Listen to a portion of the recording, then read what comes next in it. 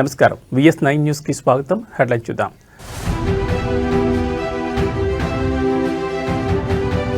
సంజీవని ప్రాజెక్టులో పౌరుల digital health రికార్డులు. వైద్య ఆరోగ్య శాఖపై సచివాలయంలో సీఎం చంద్రబాబు సమీక్ష.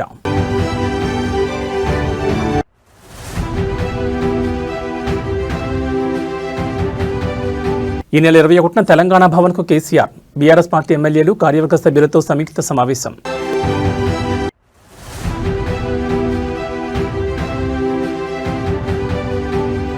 తెలంగాణలో బీజేపీలో కలకలం రేపిన లీకుల వ్యవహారం. ఎంపీలకు ప్రధాని మోడీ క్లాస్ తీసుకున్నారంటూ ప్రచారం.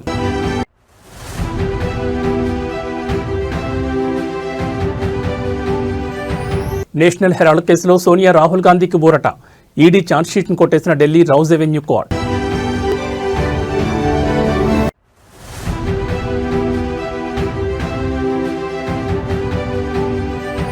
మెక్సికోలో ఘోర విమాన ప్రమాదం, 7 దుర్మరణం. ఇక డీటెయిల్స్ చూస్తే వైద్య ఆరోగ్య శాఖపై సచివాలయంలో ముఖ్యమంత్రి చంద్రబాబు సమీక్ష నిర్వహించారు. గేట్స్ ఫౌండేషన్తో కలిసి ప్రభుత్వం అమలు చేస్తున్న సంజీవని సహా వివిధ ప్రాజెక్టులపై ఉన్నతాధికారులతో రివ్యూ చేశారు. ప్రజారోగ్య మిషన్లో ప్రభుత్వం తీసుకొస్తున్న వివిధ నూతన విధానాలపై చర్చించారు. ఏపీలో మెరుగైన ప్రజారోగ్య నిర్వహణకు జాతీయ, అంతర్జాతీయ స్థాయిలో వైద్యారోగ్య రంగంలోని నిపుణులతో సంప్రదింపులు జరపాలని సూచించారు. వీడియో కాన్ఫరెన్స్ ద్వారా సమీక్షకు అత్యున్నత స్థాయి నిపుణుల సలహా బృందం హాజరైంది. ఈ సలహా బృందంలో UN ఎయిడ్స్ ప్రతినిధి Peter Piot, WHO scientist Soumya Swaminathan, AIG chairman D Nageswara Reddy, Singapore ప్రతినిధి professor Yik Ying Teo, Aarti Ahuja, Rizwan Koita, Srikanth Nadamuni, Gagandeep Kang, Margaret Elizabeth, Nikhil Tandon, ఇతర వైద్య నిపుణులు పాల్గొన్నారు. అలాగే ఈ సమీక్షకు మంత్రి సత్యకుమార్ యాదవ్, వైద్య ఆరోగ్య శాఖ ఉన్నతాధికారులు, గేట్స్ ఫౌండేషన్ కంట్రీ డైరెక్టర్ అర్చనా వ్యాస్ తదితరులు హాజరయ్యారు.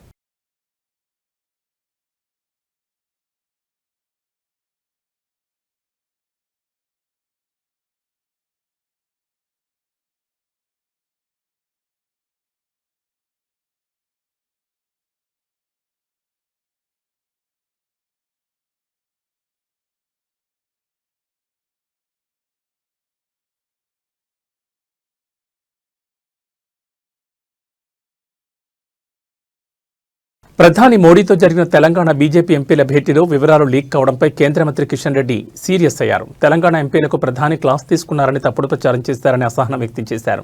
లీక్ చేసిన వాళ్ళు ఎవరూ తెలిస్తే ఖచ్చితంగా చర్యలు తీసుకుంటామన్నారు. సోషల్ మీడియాలో యాక్టివిటీస్ పెంచాలని ప్రధాని సూచించారని తెలిపారు.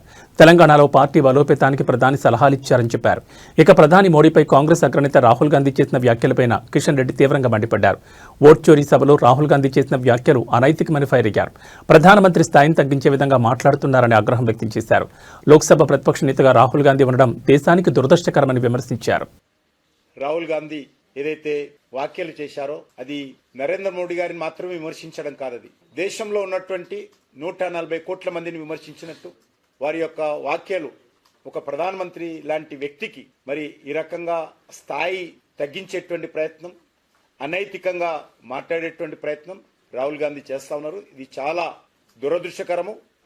ఈ మాత్రం ఏం మాట్లాడాలో, ఏ విషయాలు మాట్లాడాలో మరి అవగాహన రాహిత్యంతో, మరి దుందుడుకు విధానంతో మరి ఒక ప్రతిపక్ష నాయకుడు ఈ రకంగా మాట్లాడము, మరి ఈ రకమైనటువంటి కనీస అవగాహన లేనటువంటి వ్యక్తి ఈ దేశానికి ఒక ప్రతిపక్ష నాయకుడుగా రాహుల్ గాంధీ ఉండడము మన దురదృష్టకరమని చెప్పి సందర్భంగా భావిస్తా ఉన్నాను. ఈ నెల 19న జరగాల్సిన బీఆర్ఎస్ఎల్వి పార్టీ రాష్ట్ర కార్యవర్గ సంయుక్త సమావేశం వాయిదా పడింది. బీఆర్ఎస్ అధినేత కేసీఆర్ ఆదేశాల మేరకు డిసెంబర్ 21న ఈ సమావేశం నిర్వహించనున్నట్లు పార్టీ సీనియర్ నేత హరీష్ రావు వెల్లడించారు. ఈ నెల 19వ తేదీతో పార్లమెంట్ సమావేశాలు ముగియనున్న నేపథ్యంలో బీఆర్ఎస్ పార్లమెంట్ సభ్యులు కూడా ఈ సమావేశంలో పాల్గొనడం కోసం వాయిదా వేయడం జరిగింది. ఈ నెల 21న కేసీఆర్ అధ్యక్షతన తెలంగాణ భవన్ వేదికగా నిర్వహించే బీఆర్ఎస్ రాష్ట్ర కార్యవర్గ సమావేశంలో గౌరవ పార్లమెంట్ సభ్యులు, శాసనమండలి సభ్యులు, శాసనసభ్యులు పాల్గొనున్నారు. కృష్ణా గోదావరి జలాల విషయంలో రాష్ట్రానికి జరుగుతున్న అన్యాయంపై 10 ఏళ్ల బీఆర్ఎస్ ప్రభుత్వం చేపట్టిన నీటిపారుదల ప్రాజెక్టులను నేటి కాంగ్రెస్ ప్రభుత్వం ముందుకు తీసుకుపోవడంలో చూపిస్తున్న నిర్లక్ష్య వైఖరిపై ఈ సమావేశంలో చర్చ జరగనుంది. గోదావరి, కృష్ణా జలాలను కొల్లగొడుతున్న ఆంధ్రప్రదేశ్ రాష్ట్ర దోపిడీని అడ్డుకోవడంలో రాష్ట్ర కాంగ్రెస్ ప్రభుత్వం ఘోరంగా విఫలమైంది. ఈ క్రమంలో తెలంగాణ ప్రజల రైతాంగ సాగునీటి హక్కులను కాపాడుకోవడానికి మరో ప్రజా ఉద్యమం తప్పదని బీఆర్ఎస్ భావిస్తోంది. ఏపీ జలదోపిడీపై తెలంగాణ ప్రజా ఉద్యమాలు ఎలా చేపట్టాలనే అంశంపై పార్టీ విస్తృత స్థాయి సమావేశంలో పార్టీ నాయకులతో కలిసి అధినేత కేసీఆర్ లోతుగా చర్చించనున్నారు. విలేకరు మిత్రులు దయచేసి there is no confusion, I am straight. Kaleshwaram, అసలు కాళేశ్వరం గురించి, ఆ ప్రాజెక్టు గురించి వీళ్ళకు తోక తెలియదు, నా తొండం తెలియదు. ఇప్పుడు ఉన్నోనికి ఏమీ తెలియదు, ఇంటికి కూడా తెలియదు. కోపం వస్తుంది, బాధ కలుగుతాయి. ఏమైందండి దానిలో? మేడిగడ్డ బరాజులో దానికి 3 బరాజులు ఉన్నాయి, మేము కొత్తగా కట్టినాయి.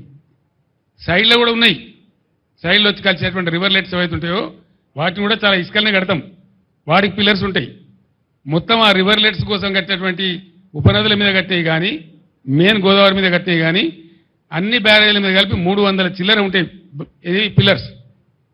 బ్రహ్మాండంగా 3 బ్యారేజీలలో కలిపి దాదాపు 200 చిల్లర గేట్లు ఉంటాయి.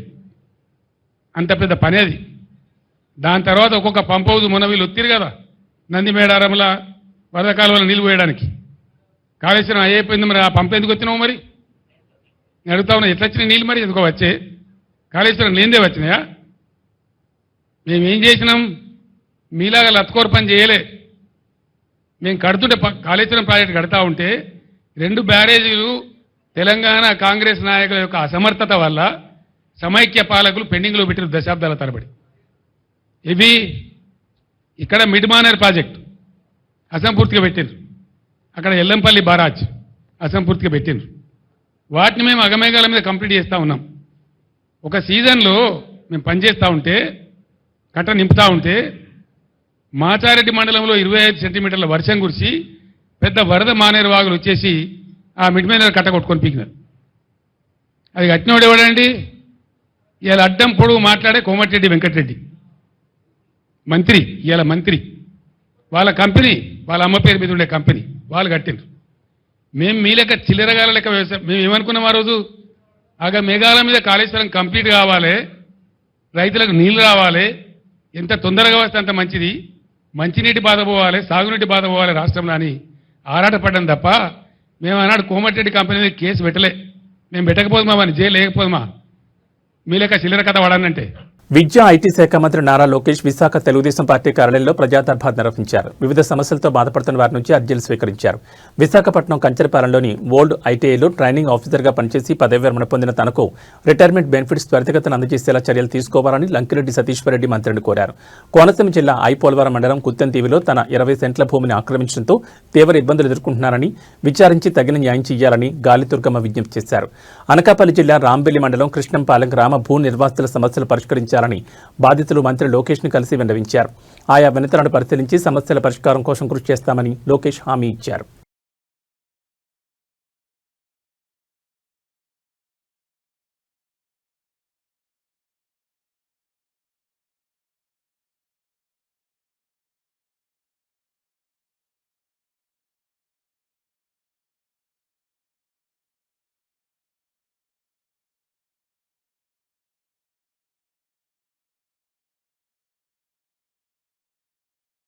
ఎల్లారెడ్డి నియోజకవర్గంలోని సోమార్పేట గ్రామంలో జరిగిన దాడిలో తీవ్రంగా గాయపడి సికింద్రాబాద్ యశోద ఆసుపత్రిలో చికిత్స పొందుతున్న బీఆర్ఎస్ నాయకులు బిట్ల బాలరాజు, ఆయన భార్య గంజి భారతిలను బీఆర్ఎస్ వర్కింగ్ ప్రెసిడెంట్ కేటీఆర్ మంగళవారం పరామర్శించారు.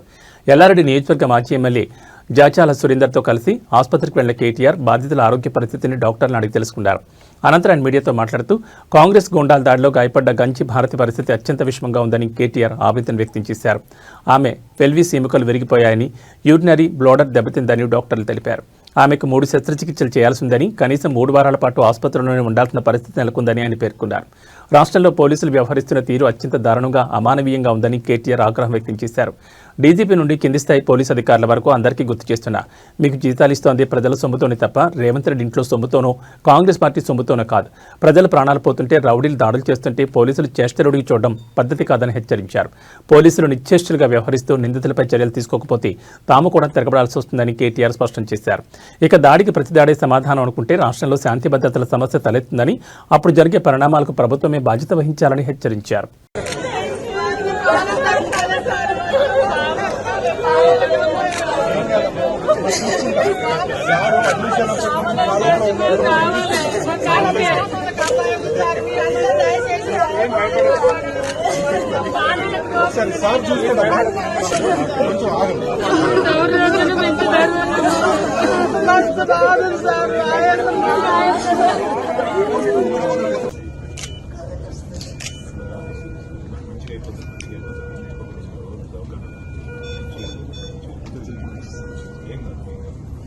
డాక్టర్ గారు చెప్పిండు, ఏం కాదు, మంచిగా అయిపోతావు, భయపడదు.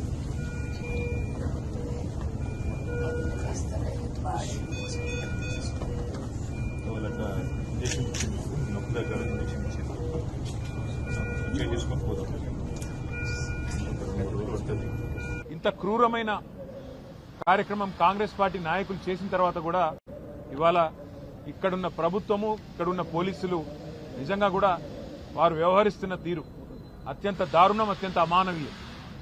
నేను పోలీసు వాళ్ళకు గుర్తు చేస్తా ఉన్నా, ముఖ్యంగా డీజీపీ గారికి, అదేవిధంగా సీనియర్ అధికారులుగా ఉండే ఐపీఎస్ అధికారులకు నేను గుర్తు చేస్తా ఉన్నా. అట్లాగే పోలీసు అధికారులు కింది స్థాయిలో ఉండేవాళ్ళు వాళ్ళకు కూడా నేను గుర్తు చేస్తా ఉన్నా. మీకు జీతం ఇస్తున్నది, మీకు జీతాలు ఇస్తున్నది ప్రజల సొమ్ముతో తప్ప కాంగ్రెస్ పార్టీ సొమ్మో రేవంత్ రెడ్డి ఇంట్లో సొత్తో మీకు జీతం ఇవ్వట్లేదు. ప్రజలు ఇచ్చే పైసలతోనే మీకు జీతాలు ఇస్తున్నది ప్రభుత్వం. కానీ ఈరోజు అదే ప్రజల ప్రాణాలు పోతుంటే, అదే ప్రజల ప్రాణాలు తీసే ప్రయత్నం కొంతమంది గూండాలు, రౌడీ. దాంతో పాటు నేను ఇంకొక మాట కూడా ఈ రాష్ట్ర ప్రభుత్వానికి, ముఖ్యంగా రాష్ట్రంలో ఉండే పోలీస్ యంత్రాంగానికి చెప్తా ఉన్నా, మళ్లీ చెప్తా ఉన్నా. మేము 2 ఏళ్లైంది ఈ ప్రభుత్వం వచ్చి. మొన్న నల్లగొండ జిల్లాలో ఏ రకంగా దుర్మార్గంగా ఈ ప్రభుత్వం, ఈ పార్టీ, కాంగ్రెస్ పార్టీ వ్యవహారం చేసిందో, మా మల్లయ్య యాదవ్ గారిని అక్కడ మర్డర్ చేసి మొదటి విడత పోలింగ్ కంటే ముందే మర్డర్ చేయడం జరిగింది. నల్లగొండ నియోజకవర్గంలో ఒక సోదరుడు, ఒక బీసీ సోదరుడు, ఆయన కూడా నామినేషన్ వేస్తే నామినేషన్ వేయొద్దని బెదిరించి, కొట్టి, ఆఖరికి కిడ్నాప్ చేసి ఆయనకు మూత్రం దాగిచ్చారు. అయినా కూడా ఇంతవరకు కేసు పెట్టలేదు అక్కడ ఉండే పోలీస్ యంత్రాంగం. ఈ రకమైన అరాచకాలు ఏవైతే ఇవాళ 10 ఏళ్ల బీఆర్ఎస్ ప్రభుత్వ హయాంలో జరిగిన అక్రమ ఫోన్ ట్యాపింగ్ 2 తెలుగు రాష్ట్రాల్లో పెను సంచలనం సృష్టించింది. ఈ కేసులో పలువురు సీనియర్ పోలీస్ అధికారులు ప్రధాన నిందితులుగా ఉన్నారు.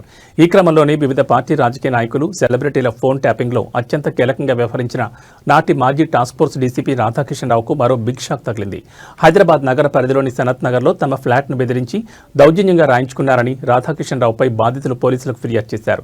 ఈ మేరకు ఆయనపై వచ్చిన అభియోగాలపై విచారణ చేపట్టిన సనత్ నగర్ పోలీసులు ఇవాళ కూకట్పల్లి కోర్టులో ఛార్జ్షీట్ దాఖలు చేశారు. కాగా ఫోన్ ట్యాపింగ్ సమాచారం ఆధారంగా రాజకీయ ఒత్తిడితో వ్యాపారవేత్తలు, సెలబ్రిటీల నుంచి భారీ మొత్తంలో వసూలు చేసినట్లు ఆరోపణలు ఎదుర్కొంటున్న రాధాకిషన్ రావుపై తాజాగా మరో ఛార్జ్షీట్ దాఖలవడం హాట్ టాపిక్ గా మారింది.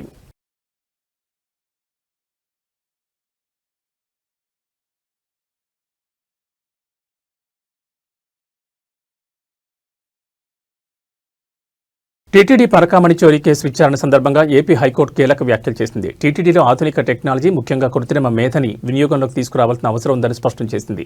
పరకామణిలో జరిగిన ఘటన సాధారణ దొంగతనం కంటే తీవ్రమైన నేరమని పేర్కొన్న న్యాయస్థానం ఇలాంటి తప్పిదాలు పునరావృతం కాకుండా కఠిన చర్యలు తీసుకోవాలని సూచించింది. టీటీడీలో అవుట్సోర్సింగ్ నియామకాలు సమంజసం కావని హైకోర్టు అభిప్రాయపడింది. అవుట్సోర్సింగ్ ఉద్యోగులకు తగిన బాధ్యతాభావం ఉండదని, అదే కారణంగా పరకామణిలో ఈ ఘటన చోటు చేసుకుందని వ్యాఖ్యానించింది. శాశ్వత సిబ్బంది స్థానంలో అవుట్సోర్సింగ్ పై ఆధారపడడం వల్ల భద్రతా లోపాలు తలెత్తున్నాయని కోర్టు ఆందోళన వ్యక్తం చేసింది. విరాళాల లెక్కింపులో పారదర్శకత పెంచేందుకు ప్రత్యేకంగా టేబుల్ ఏర్పాటు చేయాలని హైకోర్టు సూచించింది. అంతేకాకుండా విరాళాల కౌంటింగ్ ప్రక్రియలో భక్తులను కూడా ఎందుకు భాగస్వాములుగా తీసుకోకూడదని ప్రశ్నించింది. అయితే ఆగమన శాస్త్రం ప్రకారం భక్తుల మనోభావాలు దెబ్బతినకుండా జాగ్రత్తలు తీసుకోవాల్సిన అవసరం ఉందని పేర్కొంది. ఏదైనా తప్పిదం జరిగితే వెంటనే అప్రమత్తమయ్యేలా విజిలెన్స్ అధికారులు అలర్ట్ టెక్నాలజీని అమలు చేయాలని ఆదేశించింది. కౌంటింగ్ ప్రక్రియలో హ్యూమన్ ఇంటర్ఫెరెన్స్ ను సాధ్యమైనంత వరకు తగ్గించి పూర్తి స్థాయిలో టెక్నాలజీని వినియోగించాలని స్పష్టం చేసింది. ఈ మేరకు టీటీడీ యంత్రాంగం తగిన చర్యలు తీసుకోవాలని సూచించింది. చివరిగా ఈ కేసు తదుపరి విచారణను శుక్రవారానికి వాయిదా వేస్తూ ఏపీ హైకోర్టు ఆదేశాలు జారీ చేసింది.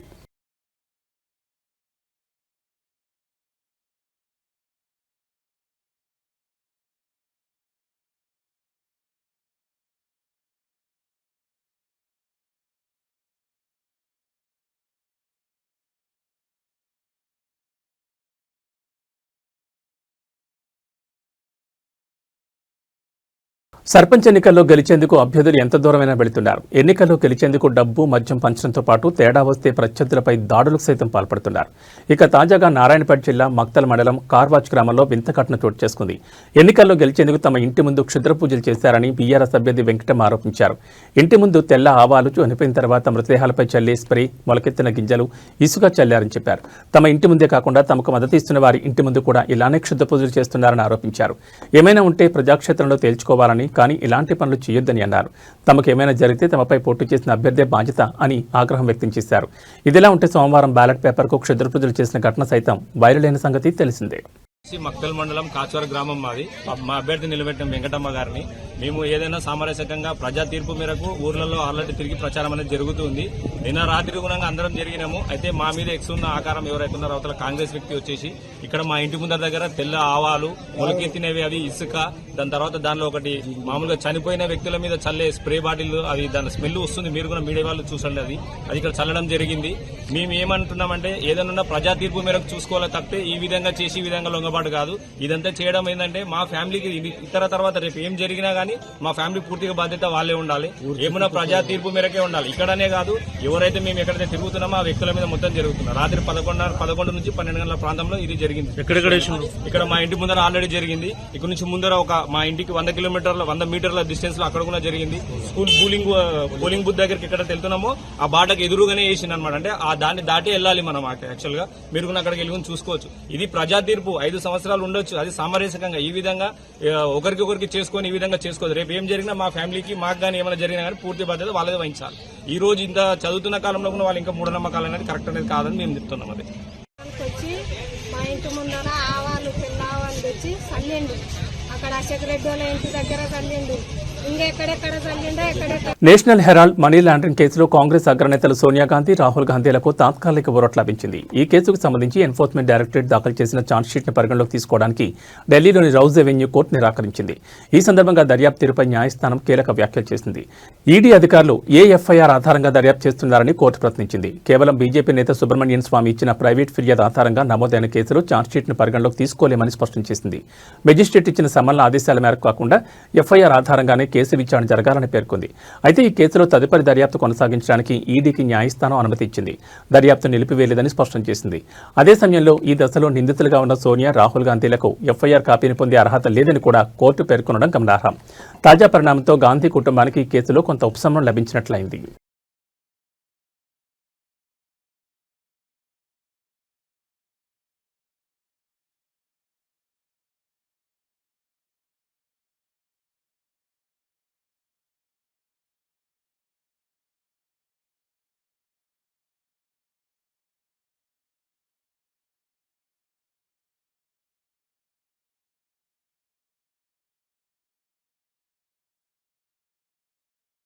ఉత్తరప్రదేశ్లో ఇవాళ తెల్లవారుజామున జరిగిన ఘోర రోడ్డు ప్రమాదంలో మృతుల సంఖ్య 13కు చేరింది. ఢిల్లీ ఆగ్రా ఎక్స్ప్రెస్ రహదారిపై పొగమంచు కారణంగా 7 బస్సులు 3 కార్లు ఒకదాన్నొకటి ఢీకొన్నాయి.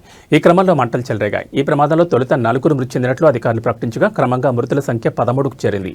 ఈ దుర్ఘటనలో పలువురికి గాయాలు కాగా వివిధ ఆసుపత్రుల్లో చికిత్స పొందుతున్నారు. ప్రమాదం జరిగిన ప్రాంతంలో పోలీసులు, ఫైర్ సిబ్బంది రెస్క్యూ ఆపరేషన్ ముగిసింది. ఈ సందర్భంగా మధుర రూరల్ ఎస్పీ సురేష్ చంద్ర రావత్ మాట్లాడుతూ ప్రమాదంలో డెడ్ బాడీలు పూర్తిగా కాలిపోవడంతో కుటుంబ సభ్యుల నుంచి శాంపిల్ స్వీకరించి DNA పరీక్షలు నిర్వహించనున్నారు. అనంతరం మృతదేహాలను గుర్తించి వారికి అప్పగించనున్నట్లుగా ఎస్పీ స్పష్టం చేశారు. 4 बस है, 4 1 2 3 तो पीछे, एक उधर है, 4 पैसेंजर निकल गए. देखो कितने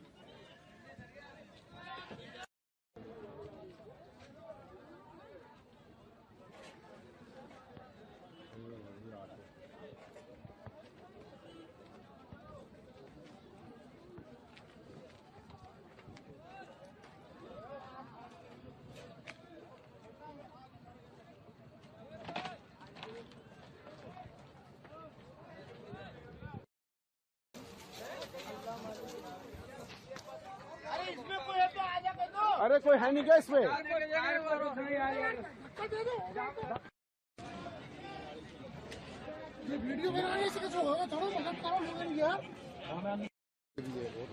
आगे भी हैं, आदमी बच जाए यार, बाकी तो नुकसान टायर फटे लगे नहीं, फट गए टायर तो फटे थे अभी.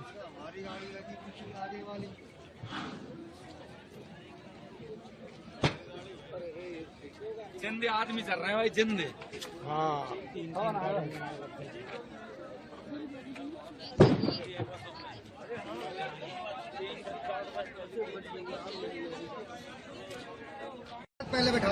क्या बात हो गई चौधरी साहब, क्या बात हो गई आगे? कितनी बसें होंगी लगभग? మెక్సికోలో ఘోర విమాన ప్రమాదం చోటు చేసుకుంది. అత్యవసర ల్యాండింగ్ చేసేందుకు ప్రయత్నిస్తూ ఓ ప్రైవేట్ విమానం కుప్పకూలిన ఘటనలో 7 దుర్మరణం పాలయ్యారు. ఈ విషయాన్ని Mexico state civil protection coordinator Adrian Hernandez అధికారికంగా ధృవీకరించారు. మెక్సికో సిటీకి పశ్చిమాన సుమారు 50 కిలోమీటర్ల దూరంలో ఉన్న టోలుకా ఎయిర్పోర్టుకు సమీపంలోని శాన్ మాటియో అటెంకో అనే పారిశ్రామిక ప్రాంతంలో ఈ దుర్ఘటన జరిగింది. పసిఫిక్ తీరంలోని అకాపుల్కో నుంచి బయలుదేరిన ఈ విమానంలో 2 సిబ్బంది 8 మంది ప్రయాణికులు ఉన్నారు. ప్రమాదం జరిగిన చాలా గంటల తర్వాత కూడా 7 మృతదేహాలను మాత్రమే గుర్తించినట్లు అధికారులు తెలిపారు. సమీపంలోని సాకర్ మైదానంలో విమానాన్ని అత్యవసరంగా ల్యాండ్ చేసేందుకు పైలట్ ప్రయత్నించినట్టు తెలుస్తోంది. అయితే అదుపు తప్పిన విమానం ఓ వాణిజ్య భవనం పైకప్పును బలంగా ఢీకొట్టింది. దీంతో ఒక్కసారిగా భారీగా మంటలు చెలరేగాయి. ముందు జాగ్రత్త చర్యగా ప్రమాద స్థలం నుంచి సుమారు 130 మందిని ఖాళీ చేయించినట్లు శాన్ మార్టియో అటెంకో మేయర్ అనా మునిస్ వెల్లడించారు. ప్రమాదానికి గల కారణాలపై అధికారులు దర్యాప్తును ప్రారంభించారు.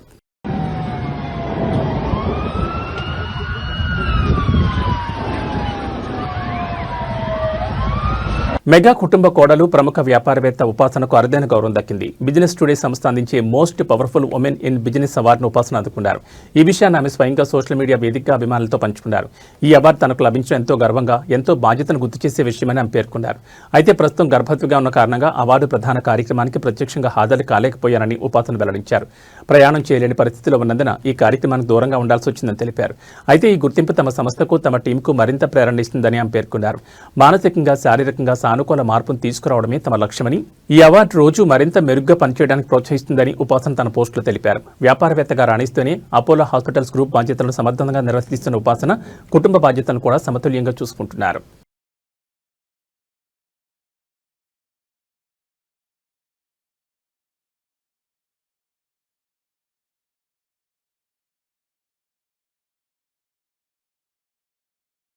ఐపీఎల్ 2026 సీజన్ కోసం ఆటగాళ్ల మినీ వేలానికి రంగం సిద్ధమైంది. అబుదాబిలోని ఎతిహాద్ ఎరీనా వేదికగా ఈ రోజు మధ్యాహ్నం 2:30 గంటలకు ఈ వేలం ప్రారంభం కానుంది.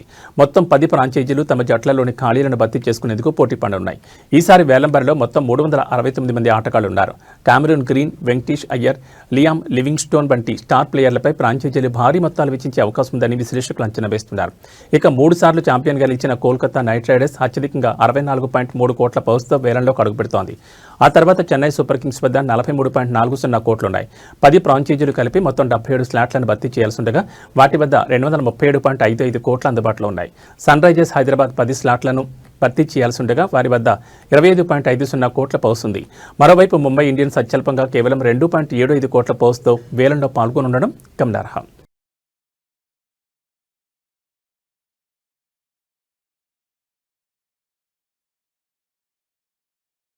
ఇవి ఈ బులెటిన్ విశేషాలు. మరో బులెటిన్లో మళ్ళీ కలుసుకుందాం. నమస్కారం.